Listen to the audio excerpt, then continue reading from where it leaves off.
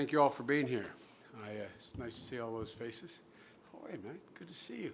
See that lovely lady right there? She's one of my best friends. She ran the show in Delaware, and now she's down here. And Ashley got her master's like you told her to. She's doing great. Great to see you. Excuse, as we used to say in the Senate, that point of personal privilege. Hey, as you know, I spend a lot of time, along with Melody and the rest of the economic team, on the Recovery Act. And I learned a long time ago something I forgot momentarily. After we passed the Recovery Act, I came in, and I should have known better, Melanie. I have lunch with the president once a week with nothing on the agenda, and I came in with a big old thick memorandum saying, Mr. President, I think this is how we should follow up on the Recovery Act. He looked at it and said, good, do it.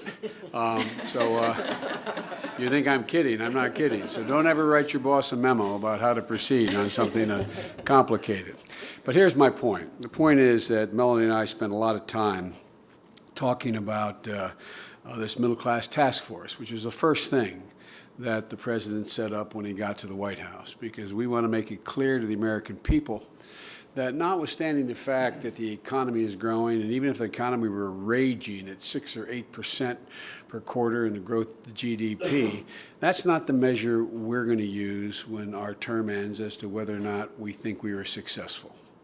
The measure will be whether or not those people in the middle class are able to be sustained and stay in the middle class without clinging by their fingernails, and those aspiring to the middle class having an opportunity to get into the middle class. That really genuinely is the measure of what Melody and I and the president view as our goal and as our measure of success or failure. And the Recovery Act has been a great asset in helping us in many ways to deal with that progression. Some of you may know that between the years 2000 and 2007, productivity increased 20%, yet middle-class people lost their standing. They actually lost real net income during that period. And that's what we're attempting to turn around, as well as turn the economy we inherited around. And I think we're on our way to doing both of those. So I'm not complaining about having to do the Recovery Act. I can think of no better way to spend my time than squeezing every single solitary job out of the Recovery Act that we can possibly do out of the stimulus bill. And while this economy is still a long way to go to get back to where the President and I would like to see it, and where the vast majority of the American people would like to see it, the fact is there are certain facts that are undeniably clear. The economy is growing again. The last several quarters, we've been averaging over 4% growth. The projections are up. We created 500,000 jobs in the last 2 months. First time that's been done since '07. And the truth of the matter is that the Recovery Act is working. Just this last quarter on project jobs, jobs where you can directly say, the federal government wrote a check to an entity for a highway, a school, or whatever, and they have to list how many jobs. 680,000 jobs were created just by that. And that's the smallest, that's only 1/5 of the money that comes out of the Recovery Act. So things are going well, and going much better, and there's very few people who doubt any longer that we've created somewhere, as the Council of Economic Advisors says, between 2.2 and 2.8 million jobs. And if you notice, you no longer hear people saying it's not working. They argue whether it's working well enough, it's fast enough, but nobody any longer is saying it's not working. So in the process, we're trying to build a new and stronger economy that's going to put us in a position not only lift up the middle class and maintain it, but actually so we can lead in the 21st century like we did in the 20th century. We can't just build it on the wreckage of the 20th century economy. We have to rebuild those elements of the economy that are working, but we have to provide new elements. We're also looking for innovation that's come out of this act. And so it's not an unusual thing to do here to insert a whole lot more data and talking points the economists like to use. But today we're in a very fortunate position. We have people sitting around this table who are going to be able to put faces to the numbers. Those numbers of additional people that have been employed, to talk to some of the folks who have taken advantage in the case of the state of New York and other states as to how to wisely use the money available through a fancy name, TANF, a program that is actually designed to help people hardest hit, the people who are in the most difficult positions, some of whom are on welfare, many of whom are not, but just sort of hanging on, clinging, and to people who are actually benefited from the program, employers who benefited from the program.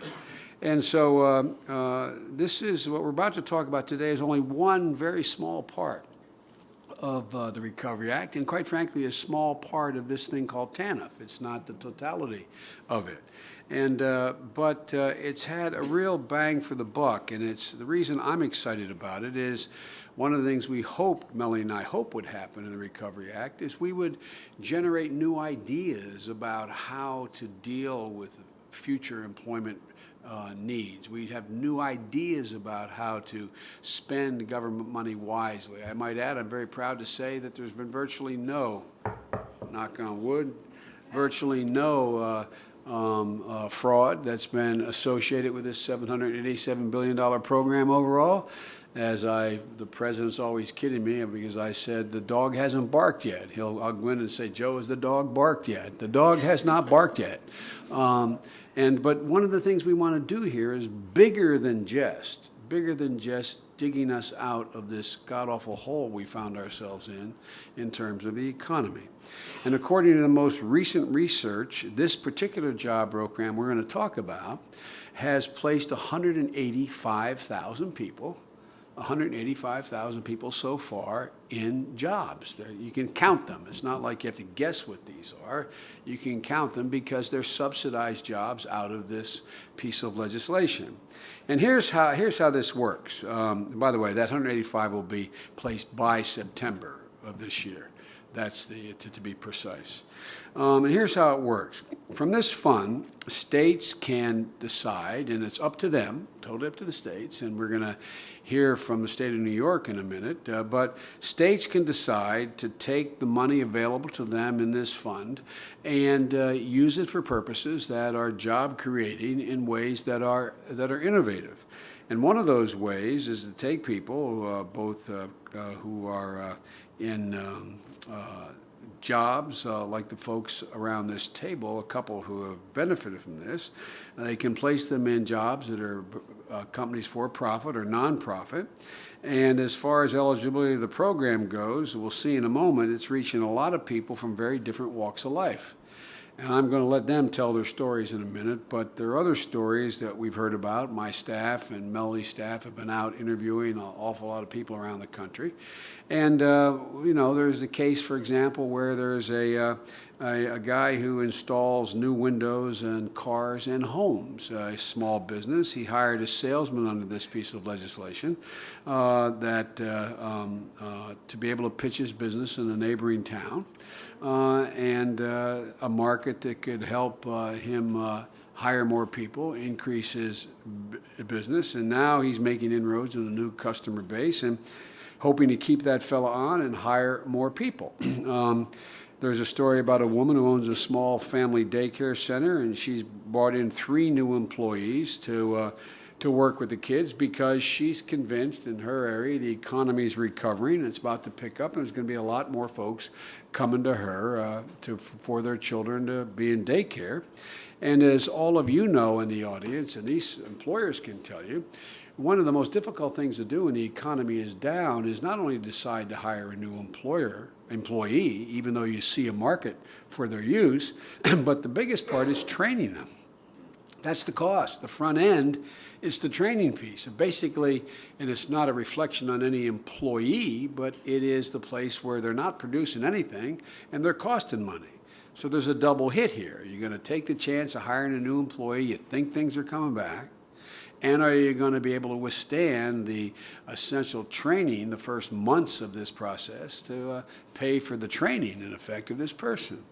And so this woman has decided she's going to get ahead of the curve. She's essentially getting subsidized, training 3 new employees, so when she thinks as things roll in her community, she's going to be in good shape.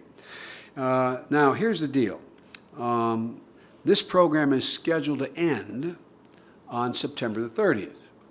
Now, this has been one of the surprises of the act. We didn't anticipate, I didn't, speak for myself, I didn't anticipate that the states would be as innovative as they were in essentially going out and getting people off of unemployment rolls and off of welfare rolls, putting them into jobs that pay them a salary that is a livable wage, and train them so that they can either stay there or go somewhere else. We all know. What's the one thing any of you in the audience have told anyone you know who's thinking about quitting a job they don't like before they have another job? Bad thing to do, right? In a good economy, it's a bad thing to do. People hire people from jobs. You want to be in a job to get a job. And so one of the benefits of this program also is there's another 185,000 people who are better positioned, not just to stay where they are now, but to go on another work. We're going to hear about that from Tamara, who is about to be made the managing partner of a major law firm. I'm only kidding, Tamara,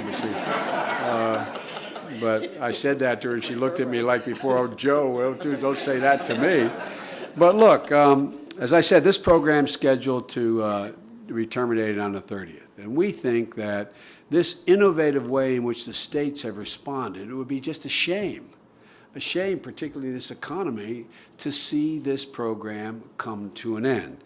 And so we've been trying to extend this program, and it's a small program in relative terms, with a big bang for the buck. We've been trying to extend this program as part of our overall jobs agenda. We realize now that more and more states are setting up these programs, and it would be a huge mistake to stop the momentum. And this is a good, successful program, and to plan to stop it now would be a serious mistake in my view. This program is doing good things. It's giving people opportunities to find jobs from a job, as I said, teaching skills, as I referenced before, allowing businesses to train new employees, which is the biggest decision they got to make in terms of loss of income, in a sense, at the front end of this. And it seems to me there's no reason why we should stop it now. With unemployment rates still higher than any of us want, especially for the least advantaged among us, and these are the people who most qualify, most benefit, in my view, from this program to begin with, it would make more sense to keep it going.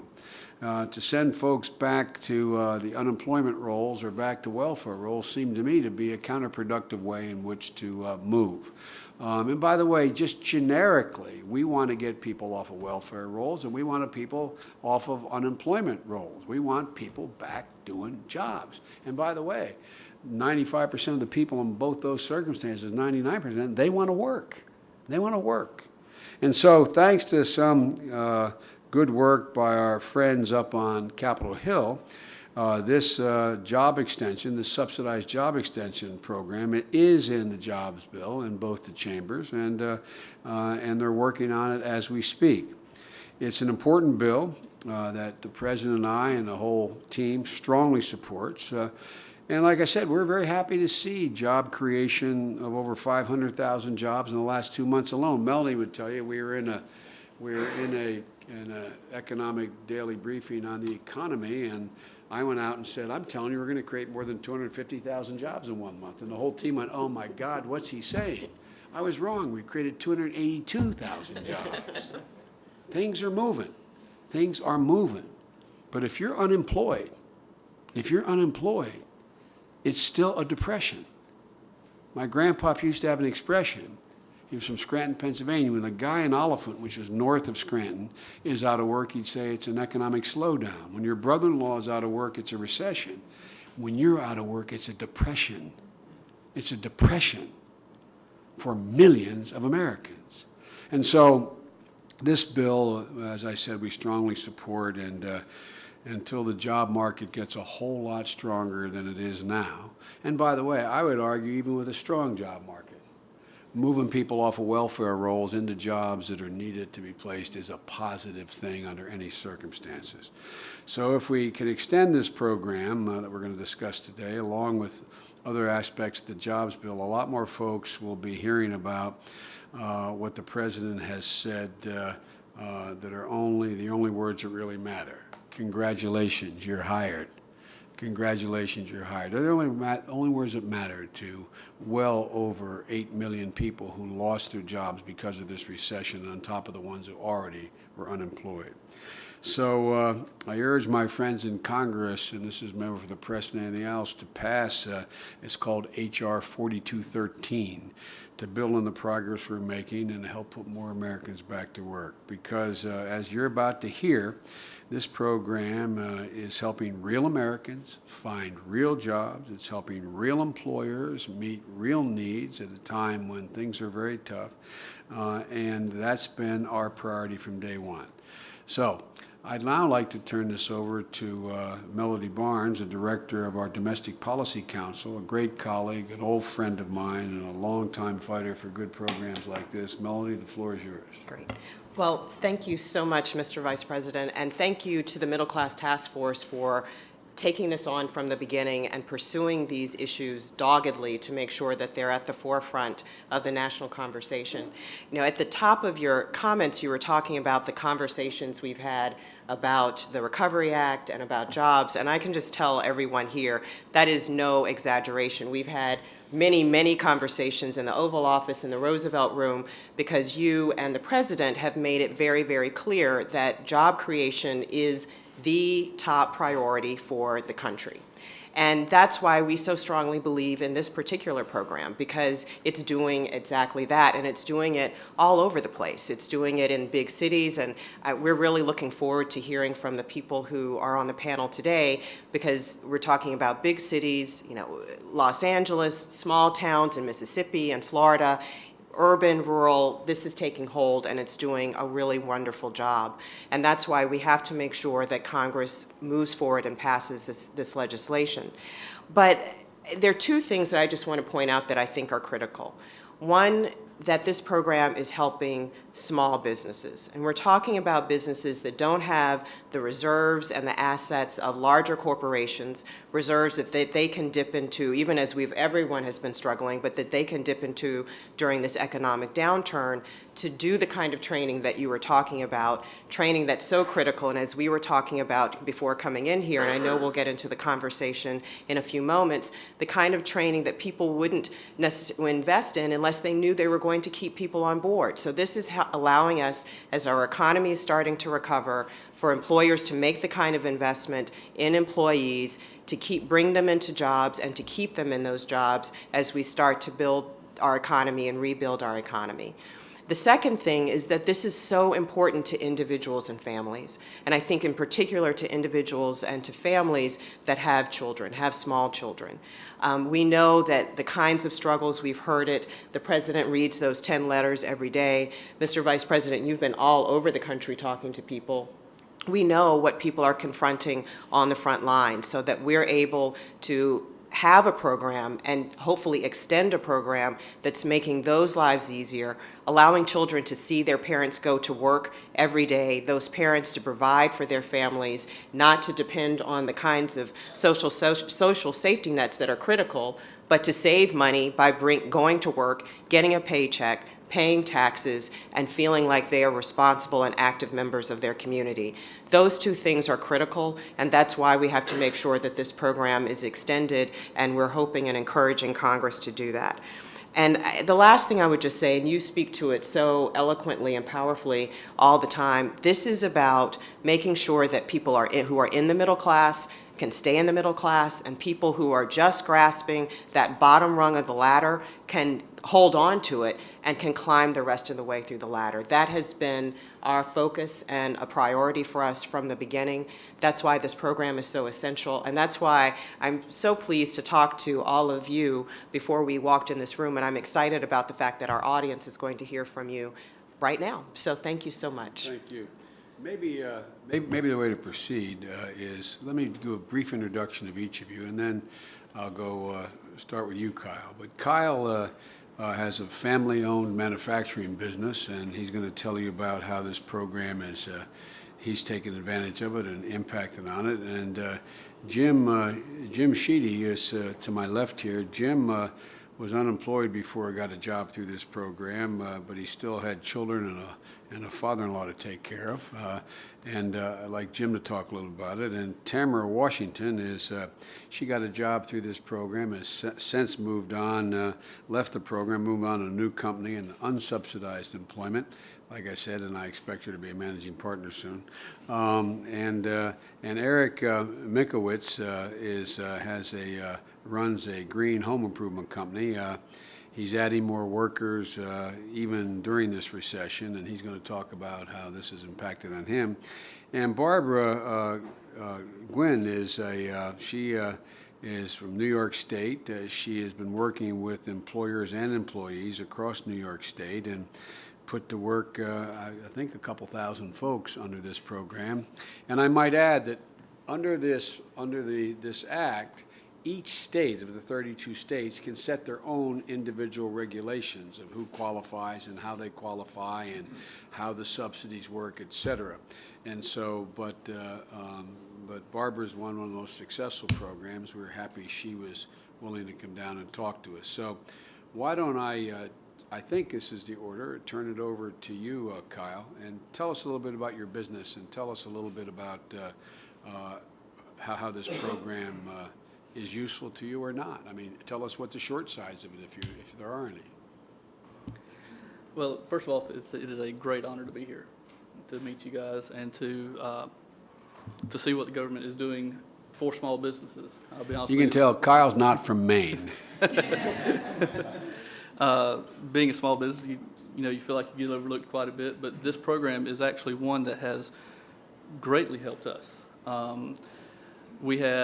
Tell us about your business for just a second. What's the nature of your business? We are a small family-owned manufacturing business, machine shop basically.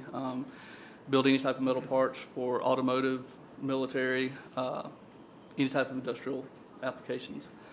In that, it is a very skilled profession. So what this program is allowing us to do is it's allowing us to hire people that normally takes a 6-month training process, and the government's helping us to train those people. So it's allowing us to do that expansion, is what you were referring to earlier, to not have that burden on us. As an owner, and most owners of businesses will know this, before this program started, I could work any 18 hours of any day, 7 days a week. With this program, it allows me to hire additional people to take some of that burden off of myself, to train them so that I can have a little bit of family time, and so that also it will help the employees as well with their family, and also to continue on, because as you were talking about the extension of it, we didn't come into this saying we're going to hire you for 6 months, do all this training, and then say thank you very much. Our plan and our goal is to keep the 3 people that we've hired, which 3 people doesn't sound like a lot, but when that's 25% of your workforce, you're continuing that growth, and that growth needs to continue. So that's what we're looking for. Well, Kyle, if I can jump in, Melanie, in any of this.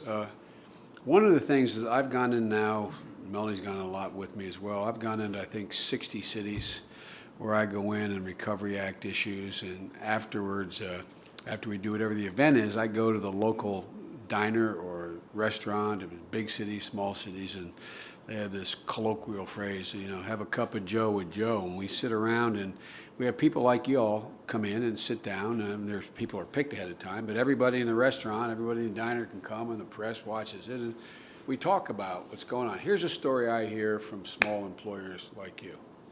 They say, look, Joe, I had a good, thriving business. When the economy tanked, I found myself, like everybody else, in real trouble. Unable to borrow any money from the small bank I used to deal with. They're not lending anything right now. I've never missed a payment. I own my shop, or I don't have much of a mortgage on the place where the business I own, yet I can't get any loans. And so we saw this phenomenon. We saw this phenomenon that the Council of Economic Advisors showed, is we had 4, and I'm going to ask Jared Bernstein, my chief economist, to correct me if I'm wrong, but we saw quarter after quarter where productivity kept going up, but people weren't hiring new people. And you said something interesting. Productivity went up because you went out there, couldn't get the money to borrow to expand, couldn't take the chance on that. It wasn't anything you could leverage, and so you worked 18-hour days, and that meant that it wasn't so you were willing to do that, but you didn't go hire somebody. Usually, when a recovery starts, what happens is, and productivity goes up, it means more people are being hired. So, on a larger question is, were you having, how accessible was capital for you to borrow to go out and take the chance to borrow the money to train these folks that you're hiring? Impossible. Yeah. Impossible. And so, okay, but that, you know, Jim, you were, how long were you unemployed, Jim? 15 months. 15 months. God love you. And, okay, tell me about how this opportunity with Kyle's outfit came along. And again, these are skilled positions. We're talking about people who are these are skilled jobs that are that require real training. Tell me how you got into this, Jim, and how it's affected you. Well, the program has helped quite a bit. I was unemployed for 15 months. I went from having what I thought was a very secure job, working for the oil industry. No pun intended on that, but Yeah. we did a lot of work. I thought it was a very secure job, and 24 years later, I walked into work on a Friday and I was unemployed. I never thought it would take 15 months to find another job. You have a lot of experience, management, supervision, different types of work. Right now out there, it's very difficult to find a job. With the improvement of the economy even slightly, it's still almost impossible to find a job, especially from the area that we live in. In Florida and Washington and Holmes County is a very, I guess you could say, depressed area. There's not a lot of work around there. If you go to the area of Panama City Beach, they do have some jobs that are available, but it's mostly summertime workforce where they'll hire for restaurants, and then at the end of the year, you're back unemployed. Well, I don't want that. I have my wife, I have 3 kids, father-in-law lives with us, and unemployment wasn't the answer. It's not going to make you, I thank God for having some reserve in the back to make it through that time, because it was really difficult. I stumbled on this program. I didn't know anything about it. I went into Workforce Center talking to the people, and they asked me to see if I'd qualify for the program. Well, I did. And it was a week, I believe it was a week later, I was working for Kyle, and I thank God for it. I really do. Well, you know, my dad used to have an expression, a job is about a lot more than a paycheck. It's about dignity, Absolutely. it's about respect. Absolutely. And I'm glad you got a chance to get back in the game here. Mr. Vice President, can I yeah, just please. ask Jim a question? I mean, you were talking about dignity and respect, and, you know, that's priceless. And there are also the skills. I mean, 24 years of the work that you had been doing, but then 15 months of not being employed. I know one of the things we're always concerned about is the fact that people start to worry about losing some of their skills during that period. And Yeah. I was wondering if you had those concerns, and then what this has now meant to you in those terms. I think in the skills area that I wasn't concerned about losing them so much as to what I did. I was more concerned about trying to convince somebody that you know this stuff, because there is such a variety of people for them to look at. There are so many people in that area, and Kyle knows it, that is unemployed. But for you to go into a place and try to make yourself the best person is not always the easiest task. But through this program and qualifying for it, they will help you. If you can get hired, you can prove yourself at that point with the program. And that's what makes the difference. You'll have that opportunity to prove what you can do. That's great. Tamara, tell us about, you got to press that little red button there. I'm going to put you on the spot here. Tell us a little about how you got acquainted with this program and to it and through it. Well, I was unemployed for about 2 years. I was a customer relations manager for a company called Hunter Douglas. And the Hunter whole, Douglas fans and all that. yeah, and blinds and Yep. everything. And one day, they came in and they said, we're closing down the Los Angeles office. So, of course, my whole world came crumbling down, but I thought, it should be easy to get another job. So I went back, I found out I was having a child. So that was another obstacle. So I went, interviewed, sent my resume out to millions of people, and it just seemed like nothing was working. So I went back to school, thinking that that would make it easier for me to find a job. Graduated, still no luck. Unemployment insurance did run out after my 10,000 extension. It ran out, and I found myself on welfare. So about a month after I applied for welfare, the program was brought to my attention, and of course I jumped on it. You can help me find a job? Oh, that's wonderful, because this is not working for me or my son at that time. So I went through the program, and I was employed by a company by the name of VQ, which helped so much. It helped me. I'm not homeless. I end up obtaining a job that is unsubsidized through the subsidized program. Tell me how that works. So you got to, what was the name of the company that had this? VQ. VQ, USA. and you got through that through the city or the county welfare department told you that Yes. this program is available? Yes, and then went through Marina Del Rey Worksource Center, Yep. which they are fantastic. They are really fantastic, and they placed me there. And the company that I worked for was a new company, so I learned a whole lot of different skills there as well. And also the Workforce Center, they were adamant about finding me permanent employment before the subsidized ended. So they did. They sent me on multiple interviews, and I ended up interviewing for the company that I'm with now. And I'm permanent. I have full benefits. I'm able to take care of my son the right way, not half-stepping, you know.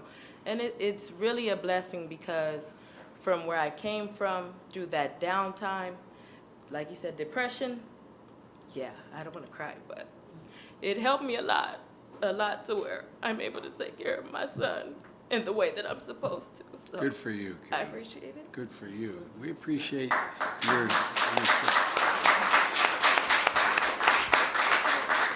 and thank you for being here. It's hard to talk about. It's okay. Eric, tell us about your business and what the deal is. Okay, my business is a company called Huff and Puff. We are a green home improvement company. We install energy-efficient Renewal by Andersen replacement windows and doors. We serve all of upstate New York. We also install gutters as well. And we have about 50 people within our company. We've been a high-growth company. In the 2000s, we've grown about 530%. Through, I'd say, the mid-2000s, we made Inc. magazine's list of fastest-growing companies in the country. And when the recession hit in 2009, it really put the brakes on everything. Our customers are homeowners, and through the economic downturn, 401k shrunk. People they thought twice before making any kind of buying decision. And the credit markets dried up, which our industry is linked very heavily to. So it was kind of a devastating Explain for the cameras why you're linked, I know why you're linked to the credit markets, why that's important for your business. We're linked to the credit markets because homeowners typically take on loans for projects like what we do. You know, the average For home improvement. For home energy, in this case, energy. home improvements, energy efficiency, right? Replacement window, door projects. right. Typically run anywhere from $5,000 to $7,000, could go anywhere to $30,000 to $50,000, depending on the size of the project. Right. So people, in a lot of cases, take loans either through our business, and we use a lot of you know, top financing organizations in the country, and people also use home equity loans for to fund the project. And they just absolutely Home equity went away. went away. Right. I mean, it became impossible for people to get these loans. Banks wouldn't fund them. People had already taken too much equity out of their homes. And, you know, in a lot of cases, you know, the banks were willing to lend money when nobody needed it, but now people need the money and nobody wants to give it out. So it's really made it very difficult for our industry, the whole financing aspect of things. And things are starting to loosen up. They get a little bit looser, and then they get a little bit tighter, and so we try to ride through that. But the kind of this 1-2 punch, everything slowing down, forced us to deal with some challenges. Those challenges being, number one, it cost us double what it cost previously to generate business, whether it's new leads, whether it's convincing customers to purchase these energy efficient home improvement upgrades. That's been very difficult. It's increased our cost. There's been certain economic incentives that have gone away through the state. And also we ran into kind of a unique problem this go around, is that we've actually identified a lot of good people that are looking for jobs nowadays, but they're choosing to stay on unemployment sometimes because they feel a little more secure in that environment, maybe, rather than going out and taking on a new role. So one area where the Green Jobs program has really helped us is that we put together a new marketing program this year to focus on proximity marketing, bringing teams of people out and educating people on our programs. Where are we going to find people to staff this? Our marketing director hooked up with the Green Jobs program in Schenectady. We went through a vetting process, and they approved it. And through that, we've tapped into a great resource, a great pool of people who are ready and willing to work, come to work on day one. They're good people. They work hard. They try hard. And the subsidies that we get have been a big help in training people, because sometimes the people don't have the skills of people that we would normally hire, but the subsidy makes up for that. And the other nice thing that the subsidy does is it lightens the overall burden that we have on small business that Kyle mentioned earlier. I mean, it's very difficult operating a small business in these times, and the funding actually really kind of helps lighten that burden up. It enables us to create a new revenue, profit-generating line of business that we intend to use as a staple in our company for years to come going forward. So the people you've hired on through this subsidized program, what are they typically doing? What do you have them doing? Typically, they're educating homeowners. They'll go into neighborhoods. We term it proximity marketing. Right. So they'll knock on doors. They won't sell door to door. They just knock on doors. They'll hand out information on our products. They'll work trade shows. They'll work events.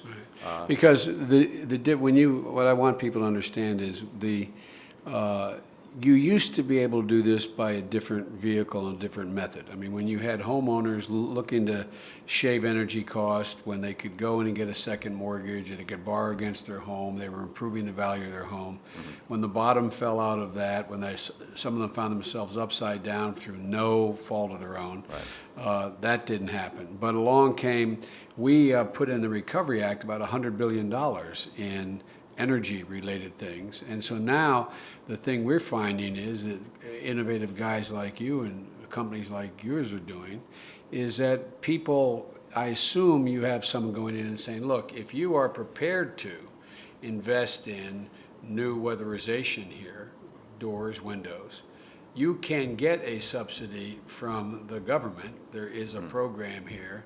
And so in a sense, what we intended to do through the Recovery Act is let people do what they wanted to do, need to do in the interest of the country for them to do, and that is consume less energy by more efficient products, but through a different means, in this case, by they're not able to go the home equity route. So I assume your folks doing proximity stuff are not necessarily out saying, come by my, windows. Right. But if you were in the market to be able to, this is what you can qualify for, and we're ready to do it for you. Is that kind of it? That's right. The more proximity marketing approach is kind of a more direct approach to educating homeowners. Right. And a big part of that education process is the tax credit. Yeah. The $1,500 federal tax credit has been a huge success for our industry. It's been a big help for our company, and that's really what we lead with when we knock on people's doors is, did you know that there is a tax credit available for these projects? And we just hope that tax credit is extended through 2011. We are going to do everything in our power to see that's done. That is sort of our baby. Well, if you need my help, I'm there because.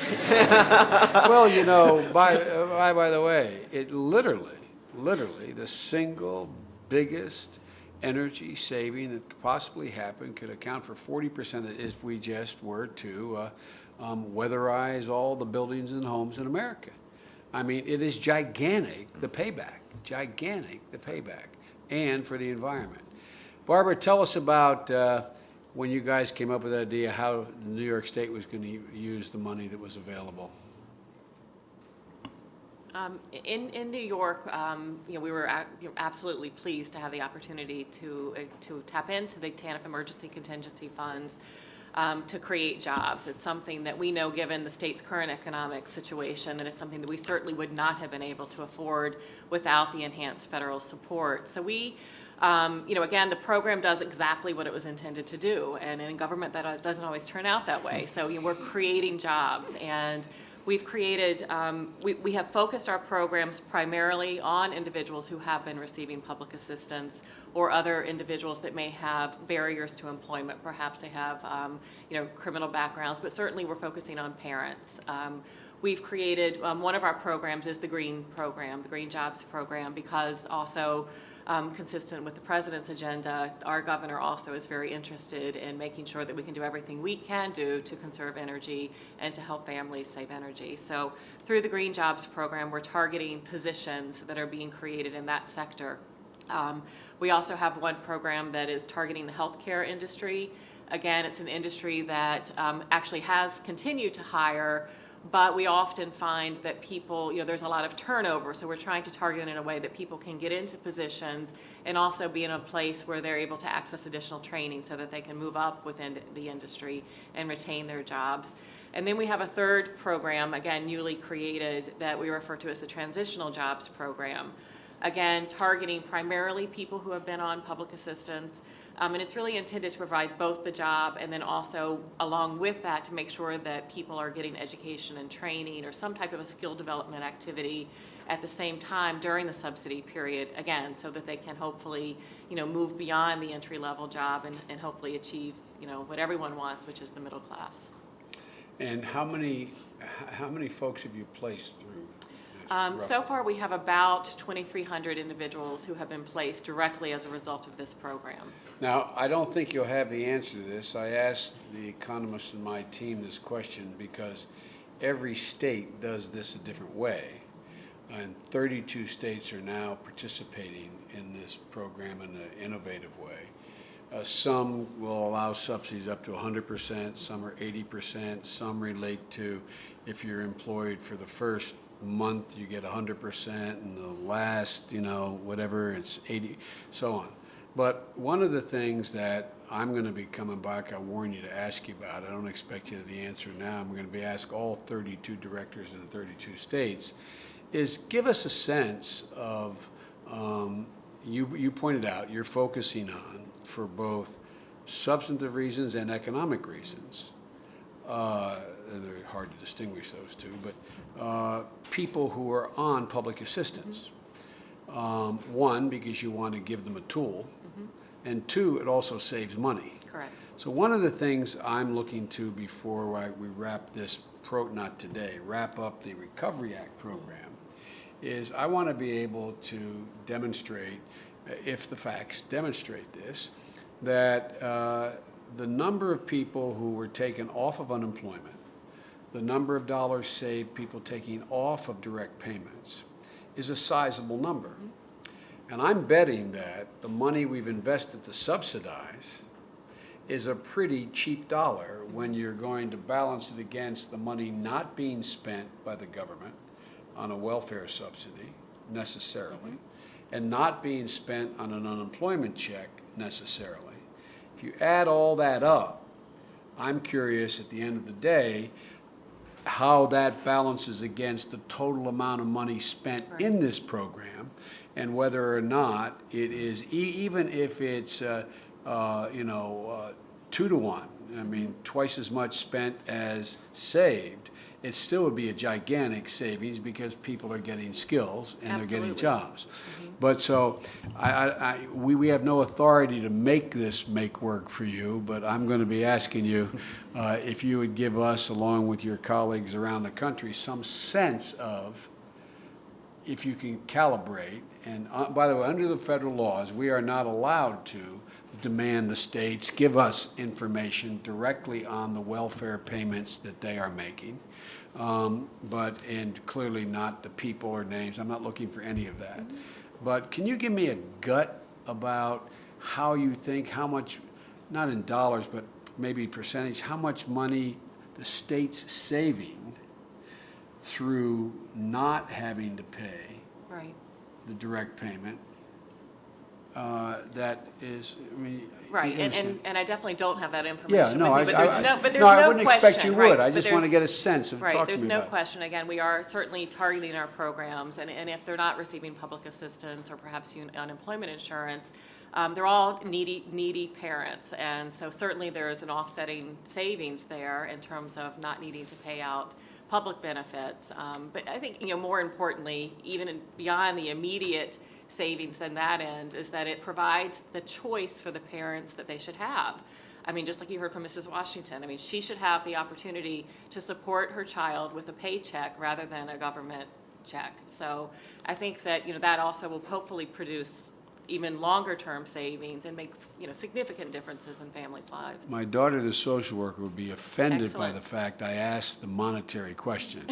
I want you to know, I do understand that there is a significant larger payoff in terms of the public good and the opportunity for individuals. You're making sure But- you can go home. Yes, that's right. But you think I'm kidding. I'll have to explain that. As Carrie could tell you, I'd have to explain it to her. But the reason I say it is some who are cynical about this effort that we are making, you are making, and I think very successfully, I just think it's helpful to also have a bottom line, not the total answer, but the bottom line number, so people know this is the alternative is someone not able to care for their family, someone in a position where they lose their sense of who they are, someone who is requiring, at least through a welfare payment and or an unemployment check, a government check to be written, which they don't want anyway. They'd rather have a job. But it is, I think this is an important program. Melanie and I are up in the Hill trying to talk to my former colleagues and people who know her so well from the years she ran Senator Kennedy's operation, and we're making our case. Did you want to add anything? I do. Two questions, and one for Director Gwynn. Tell us about the response from employers, from businesses. Having placed 2,000 people, what is the general response from the business community?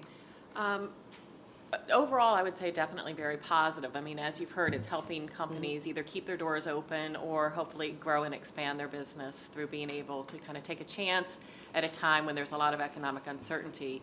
We did hear from some of our county administered programs that initially where they were trying to do something new. I mean, not everyone's done this in the past when you talk about the world of public assistance programs. So this was something new for them to have job developers going out to employers and trying to create jobs. Initially, we did hear some feedback that there was a little bit of skepticism of, the government and not necessarily wanting to get involved with anything that was government related. But I think after people were able to both demonstrate through success, through being able to refer someone who is qualified or at least is work ready and that they can demonstrate will show up and be supportive and a positive impact on their business. So it kind of takes one to make a difference and for people to see that it's something that can work. That's great. And I guess to our two business owners who are here, when you look down the road and think about the growth of your business, what do you see in terms of the way that this program has impacted it? And particularly, Eric, we were talking about this program and talking about the tax credit. And I imagine kind of that door-to-door kind of retail engagement with people who maybe they aren't deciding to go through weatherization right now, but you've educated a whole population of people and what that might mean to the growth of your business and Kyle, to your business down the road. Yes, absolutely. We, this program long-term is obviously, we look at this as a pool of people that we'll continually draw from, that we continually invest in training people so that they can stay on for the long term. That approach of going door to door, educating people on the benefits of doing these things is a program that will stay in the company for years to come as a revenue profit center within the company. And we hope that this program is an important part of that. And having gone to school in Syracuse, New York, I understand weatherization needs. Yes, you do. Yeah, it is a cold place. Just as Eric said, as an employer, the training process is the most expensive process of hiring a new employee. So therefore, having that training taken care of, basically, it allows us to have that additional workforce to continue on.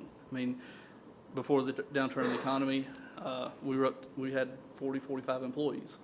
With the economy turning down the way it did, we went all the way down to 9 employees. We were one of those hanging on by their fingernails, trying to hold on without closing the doors.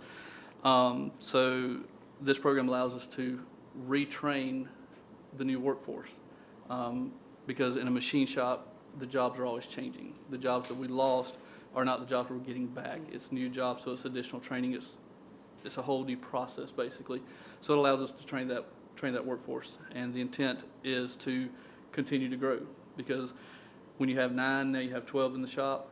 The next guy you hire, you got additional people that can show that person. So for us, each additional person we hire, the training cost goes down. So by increasing by 25%, the next person that we hire will cost less to do that training. That's terrific. And being able to hire people like Tamara and Jim, I mean, I think for any employer, it just tells you about the quality and the importance of this particular program. Would any of you like to make any closing comments? Anything we didn't raise that you think we should be raised? Or any criticism of the program, how it could work better? I mean, we set out early on in this program, not this program, the entire Recovery Act and the Middle Class Task Force is, we not only want to know what's working, we want to know what's not working, how we can improve things, because we can always improve. Is there so don't be afraid to give me a constructive criticism of the program. I mean, just on behalf of New York State, we thank you for your interest in this program and for your efforts to try to get things to move forward. And certainly we'll do whatever we can also in terms of lobbying or trying to convince Congress that it is a good investment. I mean, we truly believe it is. And as I said, it's made a huge difference. It certainly is directly creating jobs for people and making a difference. So thank you. I mean, I'd like to say on behalf of Huff and Puff as a small business, we like to say that we work hard to make home improvements affordable and easy for our customers. And in these times, we're working harder than ever, to try to do that and to try to stay profitable and be successful. I don't know the exact statistics, but I know small business contributes an enormous amount to the economy, and any support. 70% of new jobs. So I know, at least in my community, I'm very involved with a lot of other business owners, and I know anything that can be done to help small business, whether it's through tax credits, programs like this, tax incentives, they're very much appreciated and well used. I assure you that. They're very much needed. Anyone else have anything you want to say? I was just going to add that in Holmes County, being a very rural area, that just this program alone has decreased the unemployment by 0.3%. 0.3% is not, doesn't sound like a whole lot. Hey, where we sit, that's a big deal.